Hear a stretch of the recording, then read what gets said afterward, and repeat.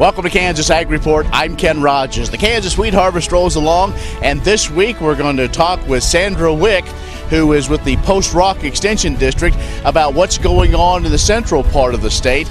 And Sam O'Toole with New Frontier will talk about what some of the trends are in the machinery business, those late model used tractors and other situations. Also, we'll have reports from Kansas Wheat and the Kansas Farm Bureau, and our weekly updates from the Kansas Livestock Association and Paragon Ag Advisors. Stay with us. You're watching the Kansas Ag Report. Closed captioning brought to you by The Soybean Checkoff. Progress powered by Kansas farmers. KansasSoybeans.org. Farm Bureau, a grassroots ag organization representing the state's farmers and ranchers since 1919. KFB.org. Kansas Wheat Commission, leaders in the adoption of profitable innovations for wheat. Online at kswheat.com. Kansas Livestock Association, supporting our members' business interests to meet consumers' demands. KLA.org. Well, joining us now is Sandra Wick, crop production agent for the Post Rock Extension District. She's based in Smith Center. That's where we are. We're in a wheat field in Smith County. Sandra, looks like harvest is already here. It's underway, Ken, and it's kind of surprising because, you know, my Post Rock district covers a pretty large geographical area, clear down south of Lincoln, clear up here north of Smith County. So it's surprising, though. I mean, they started in Lincoln County last Thursday, June 14th, I believe, was the first load. But there's people cutting up here, too. So it's kind of surprising rather than, you know, this would tend to be later. Well, we're in this field, and, you know, this is pretty tall wheat. 6 weeks ago, we didn't think we'd see any wheat this tall. That's exactly right, Ken. I mean, this is the tallest wheat that I've been in. Generally, I mean, you know, people know I'm pretty short, so, and it's going up almost to, my hip. So, but that's not the way it is in most cases around the district and around north central Kansas. Well, this visit, let's talk about what we're hearing for yields in your extension district and kind of in the central part of the state. Okay. As you know, that when the Wheat Council tour came through, it wasn't too good, and it's probably below average as far as the yields. I mean, we hope to average maybe in the 30s, but the yields are all over the board, 5 to 50. It kind of just depends on kind of where Mother Nature dropped the rain.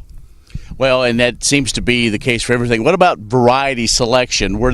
Have you had any reports of? I know we haven't done the plots yet, but do we know were there maybe some of these newer ones that are working really well in the area? Well, and that's a really good question, especially this year because the main problem with the wheat has been the drought and the dryness. So this is hopefully going to be a good year to evaluate some of those varieties. And like you said, I really have not heard any varieties. And, farmers tend to share a lot more when the yields are coming in really good. And so I really haven't heard a lot of yields or any specific varieties. Grainfield from Westbred is one that a lot of people plant up around here. So I'll be curious to see how that one does. What about weed pressure? I mean, we've had some late rains, and as we're taping this, it's early in the week, so the forecast is we may see a lot of rain, but have weeds been a problem yet? Well, and weeds are starting to pop up here, and you're kind of surprised about that for how dry it's been, but they somehow magically appear.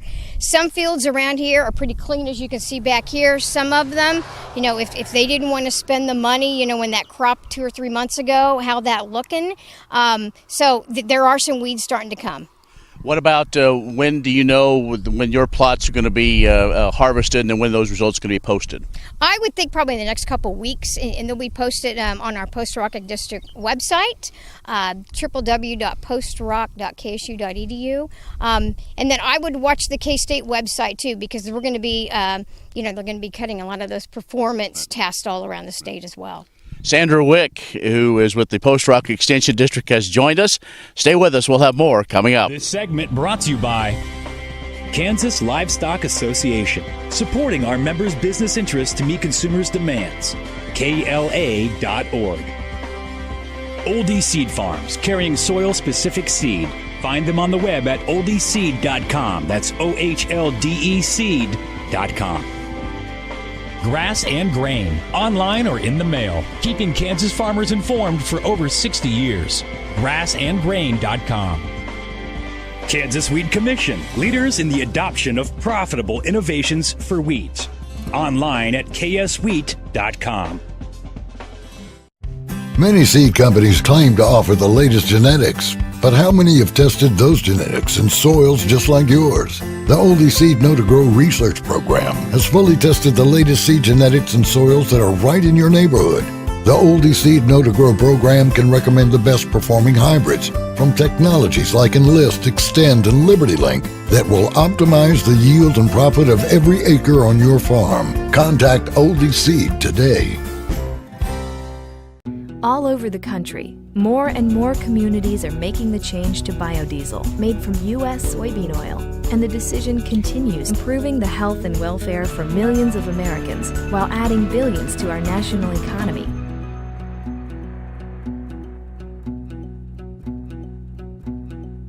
What does a brighter, more sustainable future look like in our cities and towns, and how do we get there? When New York needed an alternative fuel source to reduce carbon emissions, the city found what it needed in biodiesel made from U.S. soybean oil.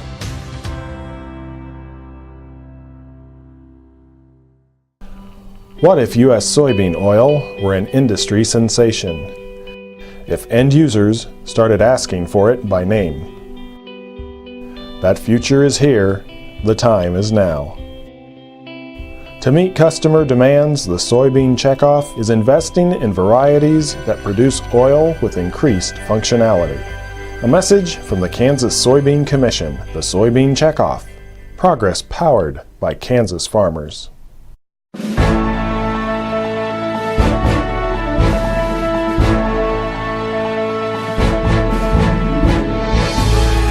Well, joining us now is Sam O'Toole from New Frontier Ag, and Sam is kind of the one we go to get kind of his take on what's going on in the machinery business, dealing with the late model machinery. Sam, we've got a lot of questions. I guess let's first start off. What's hot right now? You know, Ken, we've had some really good months here on just about everything. You know, tillage has been really good.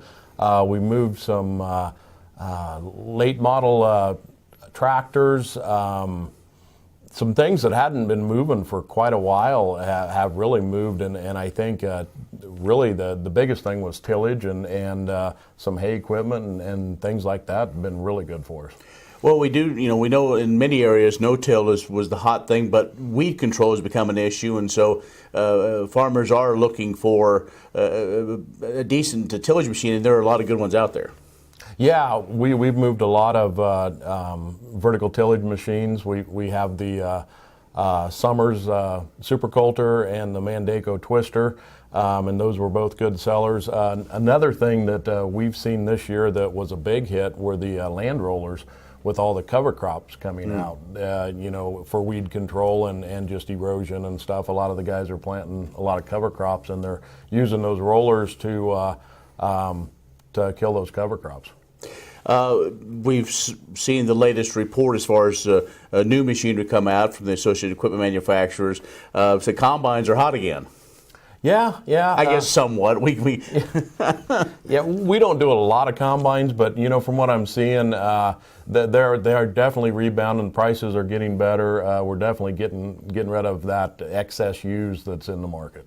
So. Well, it seems like we did that 2 or 3 years ago. Almost everybody upgraded to a combine, and then after the years, we continue to see a lot of folks increasing acreage. And so, don't you think in everything that you've been dealing with the farmers you've been dealing with, what people want is something that is reliable because they've got a lot to do in a short amount of time?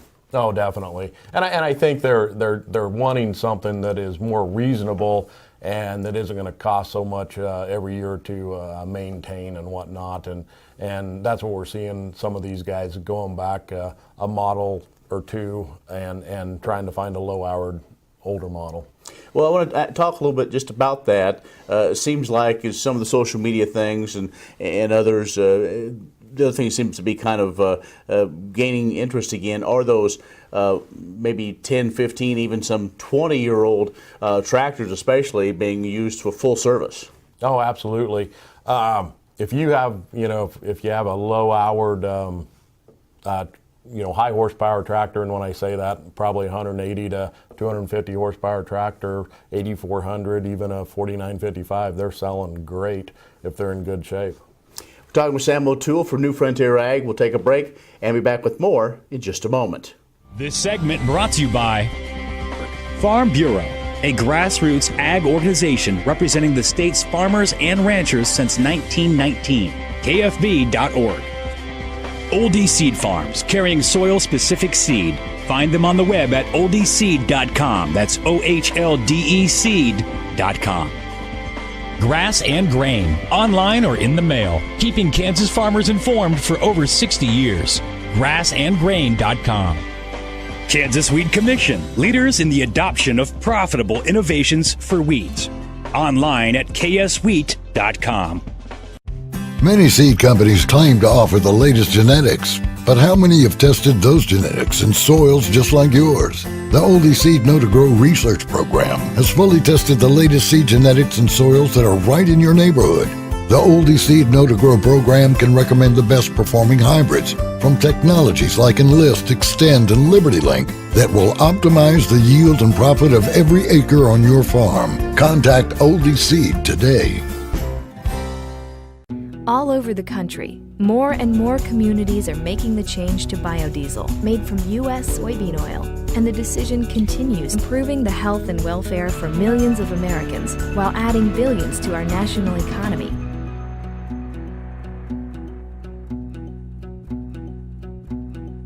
What does a brighter, more sustainable future look like in our cities and towns, and how do we get there? When New York needed an alternative fuel source to reduce carbon emissions, the city found what it needed in biodiesel made from U.S. soybean oil.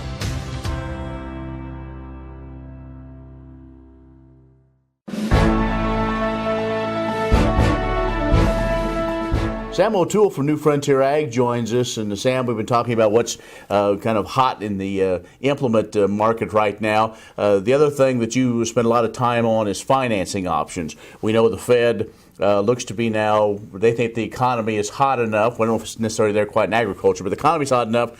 Interest rates are going to go up. And over past conversations, we've talked maybe leasing might be the best opportunity. What do you see in that landscape as far as farmers being able to finance some equipment?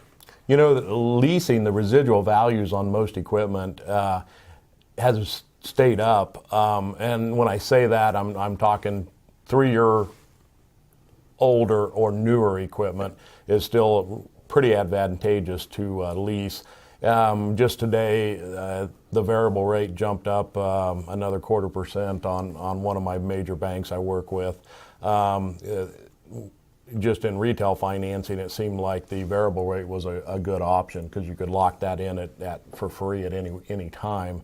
So we were doing, on some retail financing, we were doing a lot of variable rate.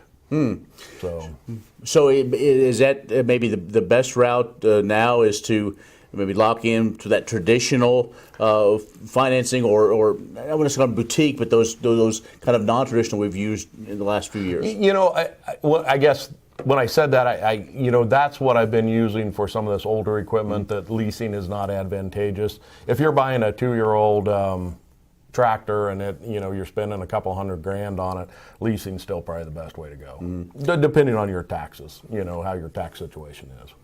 Now, you travel all up and down the territory. I guess what we talked about earlier, are there pockets where certain type of machinery or certain size of tractors is maybe more in need than others?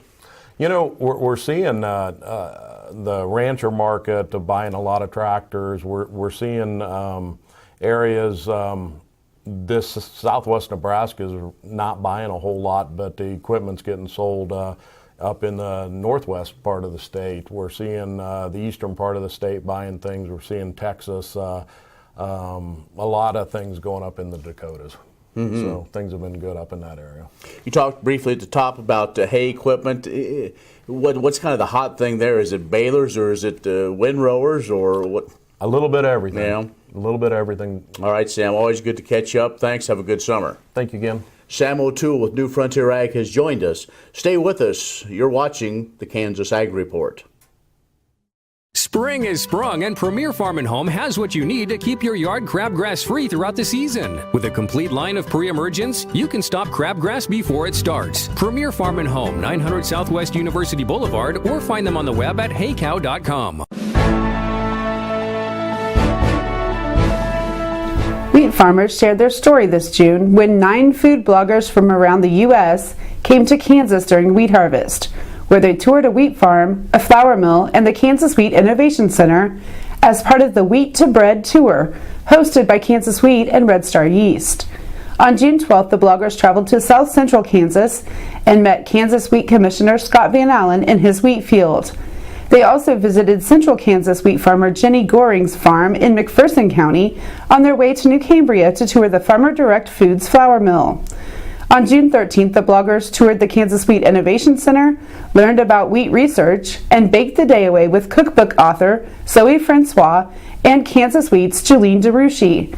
The bloggers included Stephanie from Cupcake Project in Missouri, Lori from The Kitchen Whisperer in Pennsylvania, Kristen from Baker Betty in Illinois, Abby from heartofabaker.com in Wisconsin, Annalise from Completely Delicious in Utah, Sally from Sally's Baking Addiction in Maryland, Adriana from Adriana's Best Recipes in Florida, Jamie from Love Bakes Good Cakes in Arizona, and Jessica from A Kitchen Addiction in Minnesota.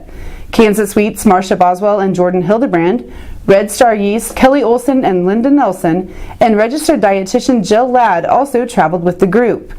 With a combined readership of more than 5.4 million followers, these bloggers are helping Kansas wheat farmers share their story with millions of consumers throughout the U.S., as well as their experience in Kansas during wheat harvest.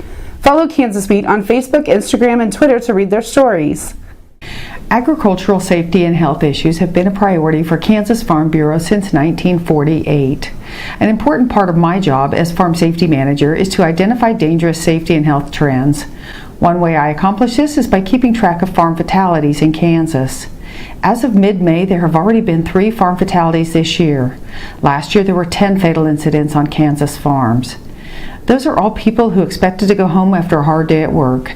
They are not just statistics, they are our family, our friends, and valued members of our communities. According to the Agricultural Safety and Health Council of America, tractors are the leading cause of adult fatalities on the farm, with about 105 incidents across the U.S. each year. While most American workers retire at age 65 or before, farmers work well into their 70s and 80s, which places them at far greater risk for incidents to happen. Farm children are also at risk because they usually live at the work site. The number of agriculture-related injuries amongst youth ages 10 to 19 is increasing. Recent studies show 33 children are injured in an agriculture-related incident every day, and every 3 days a child dies in an ag-related incident. Children doing work that doesn't match their developmental level is associated with an increased risk, so it's extremely important for parents to consider their children's mental and physical maturity before giving them age-appropriate tasks. Over the years, I've noticed how common it is for survivors to become passionately involved in safety education. I would like to challenge you to become a safety advocate now to help reduce the odds of you or a loved one being hurt on the farm. Thanks for all you do. Agriculture information on your computer or mobile device, news and views on grains, livestock policy, and opinions from newsmakers can be found by liking AgView on Facebook, and on Twitter, follow AgView News, a reliable and relevant source, agview.net. What if U.S. soybean oil were an industry sensation? If end users started asking for it by name? That future is here. The time is now. To meet customer demands, the Soybean Checkoff is investing in varieties that produce oil with increased functionality. A message from the Kansas Soybean Commission, the Soybean Checkoff. Progress powered by Kansas farmers. The producer-funded Kansas Wheat Innovation Center was built to get improved varieties into the hands of farmers faster. Kansas Wheat, farmers advancing their future through wheat genetics research. Kansas Farm Bureau, the voice of agriculture, represents grassroots agriculture. The state's largest and most powerful farm organization stands up for its members through leadership development, agriculture education, legal defense, environmental advocacy, farm safety, and risk management. Members also enjoy money-saving benefits. To join our organization today or to learn more, go to www.kfb.org or find us on Facebook and Twitter. Agriculture information on your computer or mobile device. News and views on grains, livestock policy, and opinions from newsmakers can be found by liking AgView on Facebook, and on Twitter, follow AgView News, a reliable and relevant source. AgView.net. What does a brighter, more sustainable future look like in our cities and towns, and how do we get there? When New York needed an alternative fuel source to reduce carbon emissions, the city found what it needed in biodiesel made from U.S. soybean oil.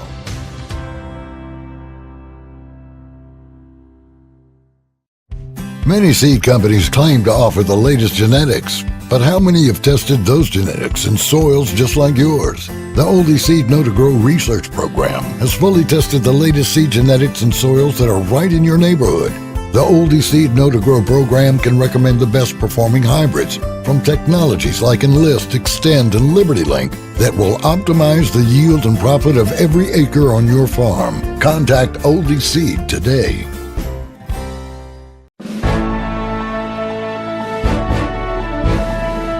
Staff with the Beef Cattle Institute at Kansas State University recently hosted 10 first and second year veterinary students for 2 weeks of beef industry tours, presentations, and demonstrations across Kansas. During the first week, students toured National Beef in Dodge City, Forget Me Not Farms Dairy at Cimarron, Cattle Empire of Satana, High Plains Feed Yard near Montezuma, Gardner Angus of Ashland, and Ashland Veterinary Clinic. During the second week, students were in Manhattan for 5 days of presentations by industry leaders, tours, and cattle handling demonstrations. The group also toured Beringer Ingelheim at St. Joseph, Missouri, and wrapped up with a discussion of emergency animal disease response at the Kansas Department of Agriculture Division of Animal Health. The educational initiative is part of the veterinary training program in rural Kansas, a state-funded endeavor provided through the K-State College of Veterinary Medicine. According to BCI, the objective of the program is to return veterinary graduates to practice in rural Kansas counties with fewer than 35,000 residents. 5 students per class are provided up to $20,000 per year over the course of 4 years to be used for academic and professional development. Program graduates are required to practice veterinary medicine in a qualifying county for 4 years following graduation. Good morning. I'm Eric Osterhaus with Paragon Ag Advisors. Well, it's been a rough couple of weeks really for most folks as the markets have reacted very negatively to all the tariff talk that's been thrown around. As of yet, none of these tariffs have actually taken effect, but the potential effect on our export trade has taken a lot of the length out of the market. We have a number of things short-term that are working against us. We have wheat harvest in full swing. The seasonal charts are getting near their traditional pinnacle. We have our June 30th USDA report coming up. Rains have appeared across the Corn Belt. And a majority of the fund money has simply decided that the sideline is just a safer place to be. The question on everyone's mind now is, are these markets going to come back? As dark as things appear, we still have some potential good news that could play out. First, the all-important one is weather. It's just the third week of June. We still have a lot of weather ahead of us, and neither corn nor beans are made just as of yet. Second, despite the trade concern, what hasn't happened in the last 2 to 3 weeks is a sudden drop in demand worldwide. Folks are still eating at the same pace as they were before this drop. What is likely to change is simply what route does the grain take before it ends up on the plates of the people across the globe. So regardless of direct trade with China, our grain will still stay in demand. Lastly, our leaders in Washington have hinted that help for the American farmers around the corner. We just haven't seen very many details on that as of yet. This year is another reminder that getting ahead of the markets when profitable prices arrive is wise. Playing defensive ball on a majority-year crop due to events such as these is simply not much fun. If you have questions on all the markets or any market in particular, please give Paragon a call today here at 888-452-8751. Have a productive day.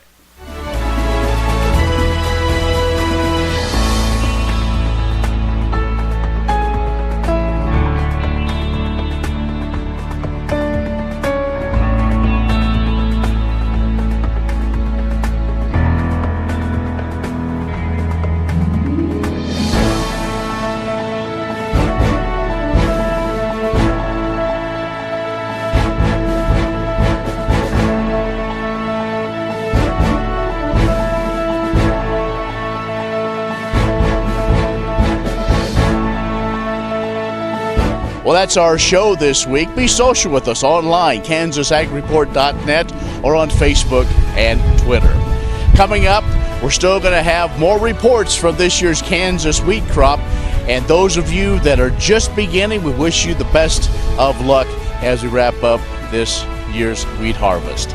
I'm Ken Rogers for the Kansas Ag Report. Thanks for watching. We'll see you next week. Agriculture information on your computer or mobile device. News and views on grains, livestock, policy, and opinions from newsmakers can be found by liking AgView on Facebook, and on Twitter, follow AgView News, a reliable and relevant source, agview.net. Closed captioning brought to you by The Soybean Checkoff. Progress powered by Kansas farmers. KansasSoybeans.org. Farm Bureau, a grassroots ag organization representing the state's farmers and ranchers since 1919. KFB.org.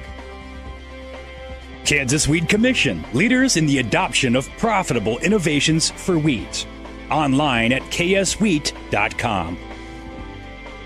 Kansas Livestock Association, supporting our members' business interests to meet consumers' demands. KLA.org. Spring is sprung, and Premier Farm and Home has what you need to keep your yard crabgrass free throughout the season. With a complete line of pre-emergents, you can stop crabgrass before it starts. Premier Farm and Home, 900 Southwest University Boulevard, or find them on the web at heycow.com. What if U.S. soybean oil were an industry sensation? If end users started asking for it by name? That future is here. The time is now. To meet customer demands, the Soybean Checkoff is investing in varieties that produce oil with increased functionality. A message from the Kansas Soybean Commission, the Soybean Checkoff. Progress powered by Kansas farmers. Kansas Farm Bureau, the voice of agriculture, represents grassroots agriculture. The state's largest and most powerful farm organization stands up for its members through leadership development, agriculture education, legal defense, environmental advocacy, farm safety, and risk management. Members also enjoy money-saving benefits. To join our organization today or to learn more, go to www.kfb.org or find us on Facebook and Twitter. The producer-funded Kansas Wheat Innovation Center was built to get improved varieties into the hands of farmers faster. Kansas Wheat, farmers advancing their future through wheat genetics research.